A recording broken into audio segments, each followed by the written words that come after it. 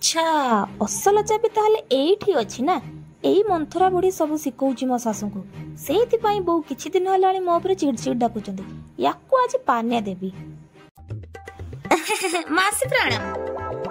आ घर आड़े टिके आसुनती सबुळे बाहरे बसी कोन कथा होचंदी जे। नाई लो मा मु जाउछि मोर सेपटे केते काम। काई आपणको बहु कोन किछि काम करूनी की आपण जिबे काम करबा को। मु एमानको केमिति कहिबी मो बहु कुटा खंड को दी खंड करेनी।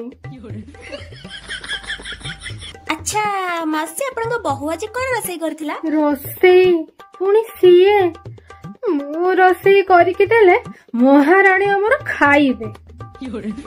मौसी ओ मौसी कौन हैला कुआडे हो जिगले की कोन आपण को बहु किछ रसई करी के दउनी की।